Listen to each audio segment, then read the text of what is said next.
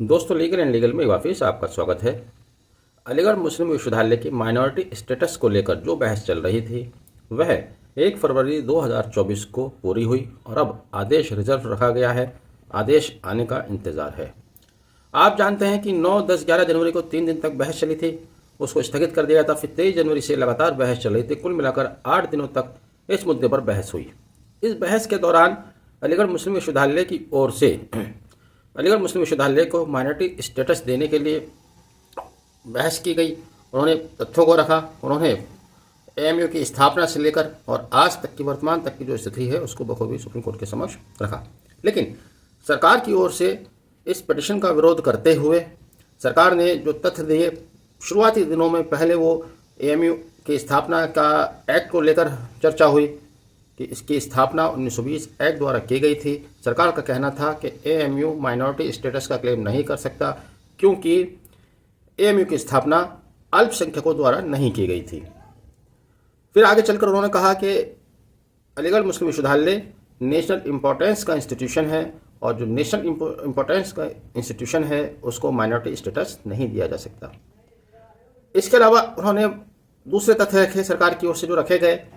उन्होंने कहा कि एएमयू का एडमिनिस्ट्रेशन माइनॉरिटी द्वारा नहीं किया जाता है, इसलिए उसको माइनॉरिटी स्टेटस करार नहीं दिया जा सकता। जवाब में एएमयू की ओर से कपिल सिब्बल और दूसरे अधिवक्ताओं ने अपना पक्ष रखा। उन्होंने सुप्रीम कोर्ट के सामने अनुच्छेद 30 का बखूबी एक्सप्लेनेशन किया। आर्टिकल 30 माइनॉरिटी को यह अधिकार देता है कि वे अपनी पसंद के शिक्षण संस्थान स्थापित कर सकते हैं, संचालित कर सकते हैं। आखिरी दिन यानी कि 1 फरवरी का दिन कपिल सिब्बल का दिन रहा। उन्होंने सुप्रीम कोर्ट को समझाने का प्रयास किया कि सरकार की ओर से जो तथ्य दिए गए हैं, जो बहस की गई है, वो आधारहीन है। क्यों आधारहीन है वो उन्होंने बताया।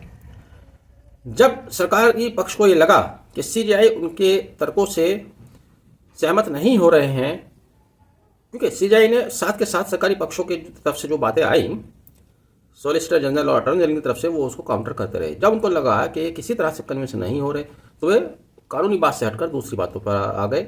जैसे साहब ये नेशनल स्टेटस का इंस्टीट्यूशन है, अगर माइनॉरिटी स्टेटस मिलता है तो यहाँ SC ST OBC शिक्षा लेने से वंचित हो जाएंगे। फिर उन्होंने कहा कि मतलब एक अजीब सी बात कही कि सरसैद अहमद खां प्रो ब्रिटिशर्स थे, इसलिए ये माइनॉरिटी स्टेटस को नहीं मिलना चाहिए। उसका जवाब देते हुए कपिल सिब्बल ने कहा कि ऐसा नहीं है। उस समय बहुत से भारतीय लोग अंग्रेज हुकूमत में नौकरियां कर रहे थे, पुलिस की जॉब कर रहे थे, IAS थे, तो क्या उनकी देशभक्ति पर कोई सवाल या निशान लगता है? उनकी देशभक्ति अपनी जगह थी, लेकिन वो सरकार की नौकरी कर रहे थे, बात अलग थी। उन्होंने उदाहरण दिया कि द्वितीय विश्व युद्ध के दौरान इंग्लैंड की ओर से भारतीय सैनिकों ने युद्ध में हिस्सा लिया, तो क्या उनकी भारत के प्रति श्रद्धा में कोई सवाल पैदा होता है? तो कपिल सिब्बल ने इस बात को स्पष्ट किया कि बहुत इसी किस्म की बहस है, इस तरह के आर्गूमेंट बेसलेस हैं। आप ये जानते हैं, थोड़ा सा ब्रीफ कर दें एक बार फिर कि आखिर ये मुद्दा है क्या। दरअसल अलीगढ़ मुस्लिम विश्वविद्यालय की स्थापना 1920 में अलीगढ़ मुस्लिम यूनिवर्सिटी एक्ट के द्वारा की गई थी। उस समय देश आज़ाद नहीं हुआ था, तब UGC भी नहीं थी। तब उस समय की सरकार ने उन लोगों से जो इस यूनिवर्सिटी को कायम करना चाहते थे, 3 कमेटियां थीं दरअसल, जिसका मैं पहले जिक्र कर चुका हूं। उनसे कहा था कि आप इसके लिए फंड इकट्ठा कीजिए, 30 लाख रुपए की जरूरत है। 30 लाख रुपए का फंड मुस्लिम पक्ष ने इकट्ठा करके दिया, अपनी ज़मीन दी। लेकिन उस समय जो 3 ऑर्गेनाइजेशन यूनिवर्सिटी की स्थापना के लिए काम कर रहे थे, उनका डिसोल्यूशन करना आवश्यक था एएमयू एक्ट 1920 के अनुसार। उन्होंने अपना डिसोल्यूशन किया, वॉलेंटरली उसमें अपने आप को समाप्त किया, चूंकि उनका उद्देश्य विश्वविद्यालय स्थापित करना था और चूंकि यूनिवर्सिटी इनेक्टमेंट के द्वारा ही स्थापित हो सकती थी, प्राइवेट लोग नहीं कर सकते थे, कानून चाहिए था उन्हें, तो इसलिए उन्होंने वो सरकार के सामने अपने तीनों ऑर्गेनाइजेशन को सरेंडर कर दिया। लेकिन होता क्या है कि यूनिवर्सिटी का जो एक सिस्टम बनाया गया था उसमें लॉर्ड रेक्टर को सुपरविजनरी पावर में रखा गया था। 1951 में पहला एएमयू अमेंडमेंट एक्ट आया जिसमें लॉर्ड रेक्टर की रिप्लेस करके विजिटर अपॉइंट किया गया। चलिए ठीक है। फिर 1965 में एक और एएमयू यूनिवर्सिटी अमेंडमेंट एक्ट 1965 आता है। दूसरे अमेंडमेंट एक्ट के द्वारा अब तक जो कोर्ट था, यूनिवर्सिटी का कोर्ट, वो सुप्रीम पावर हुआ करता था, उसके सुप्रीम शक्तियों को समाप्त कर दिया गया। और दूसरा ये कि अभी तक इसमें केवल मुस्लिम ही मेंबर हो सकते थे, गैर मुस्लिम भी मेंबर हो सकते थे। अब इन दोनों निर्णयों के खिलाफ 1967 में एस अजीज बाशा द्वारा सुप्रीम कोर्ट के समक्ष याचिका दायर की जाती है। वो गए तो उस याचिका को लेकर थे, लेकिन उसका निर्णय क्या आता है, 1967 में सुप्रीम कोर्ट के 5 जजेस की बेंच द्वारा निर्णय दिया जाता है कि अलीगढ़ मुस्लिम विश्वविद्यालय माइनॉरिटी संस्थान नहीं है। ये स्थिति 1981 तक चली और साथ ही सुप्रीम कोर्ट ने बहुत महत्वपूर्ण बातें कहीं।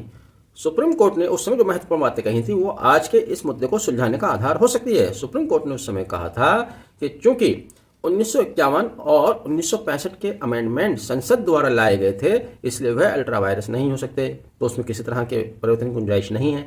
अगर सुप्रीम कोर्ट द्वारा लाए गए संशोधन अल्ट्रा वायरस नहीं होते हैं तो अब आगे आप ध्यान देखिएगा 1967 के बाद 1981 में सरकार द्वारा तीसरा अलीगढ़ मुस्लिम यूनिवर्सिटी अमेंडमेंट एक्ट लाया गया, जिसके द्वारा अलीगढ़ मुस्लिम विश्वविद्यालय को माइनॉरिटी स्टेटस करार दे दिया गया। अब ये तीसरा अमेंडमेंट भी पार्लियामेंट का था, पहले 2 अमेंडमेंट भी पार्लियामेंट के थे। पहले 2 अमेंडमेंट को जहां सुप्रीम कोर्ट ये कहता है कि चूंकि संसद द्वारा लाए गए हैं इसलिए अल्ट्रा वायरस नहीं है। अब आगे चल के देखिए इलाहाबाद विश्वविद्यालय क्या कहता है।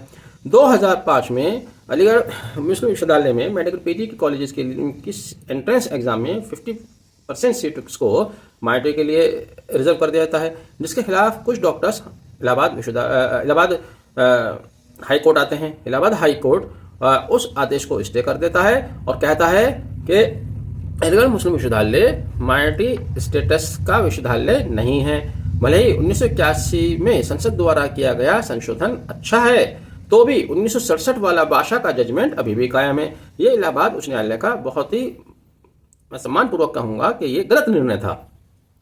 चूंकि एक तो इलाहाबाद विश्वविद्यालय संसद के विरुद्ध जा रहा है, उस संसद के विरुद्ध जा रहा है जिसको 1967 में एस अजीज बादशाह में सुप्रीम कोर्ट ने खुद स्वीकार किया था कि संसद द्वारा किए गए इनेक्टमेंट अल्ट्रा वायरस नहीं है।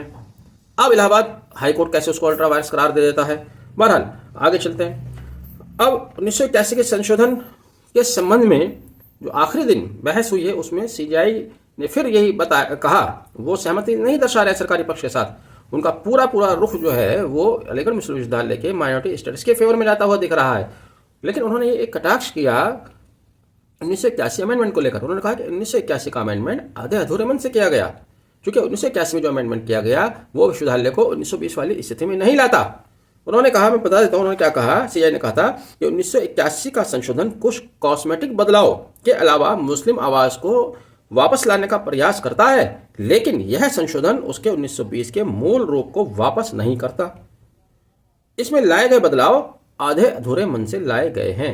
तो यही कहीं कहीं शक पैदा करता है कि ये बात अलीगढ़ मुस्लिम विश्वविद्यालय के खिलाफ जा सकती है। लेकिन अगर आप ओवरऑल 8 दिन की बहस को देखा जाए, बीच बीच में जहां जहां सरकार की तरफ से जो भी बात कही गई, हर बात को काउंटर किया गया। जैसे कि एडमिनिस्ट्रेशन की बात थी, एडमिनिस्ट्रेशन को लेकर कहा गया कि उसका संचालन मुस्लिम पक्ष द्वारा नहीं किया जाता।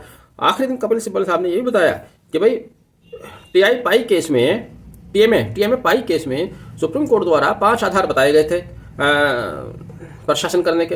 एडमिशन का था, एग्जामिनेशन का था, एम्प्लॉय का रिक्रूटमेंट था, एम्प्लॉय को गलत कार्रवाई करता उसके खिलाफ कार्रवाई करने का था। इस तरह का 5 आधार बताए गए थे। वो 5 चीज़ें मुस्लिम पक्ष द्वारा, मुस्लिमों द्वारा अलीगढ़ मुस्लिम विश्वविद्यालय में की जा रही हैं, तो संचालन द्वारा किया जा रहा है। दूसरा, कपिल सिब्बल ने यह भी कहा कि संचालन किया जाए यह भी जरूरी नहीं कि मुस्लिम पक्ष द्वारा किया जाएगा, माइनॉरिटी द्वारा किया जाएगा तभी वो माइनॉरिटी स्टेटस पाएगा। उन्होंने सेंट स्टीफेंस कॉलेज का उदाहरण दिया कि जहां पर प्रशासन में, एडमिनिस्ट्रेशन में माइनॉरिटी के 3% लोग हैं, बाकी 97% लोग मेजॉरिटी कम्युनिटी के हैं, तो क्या उसका माइनॉरिटी स्टेटस खत्म हो जाना चाहिए?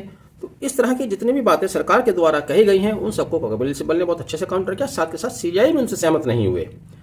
कुल मिलाकर ऐसा महसूस होता है कि अब की बार जो निर्णय आने वाला है वो एएमयू के पक्ष में आएगा, लेकिन चूंकि अभी निर्णय आया नहीं है इसलिए कुछ भी कहना संभव नहीं है।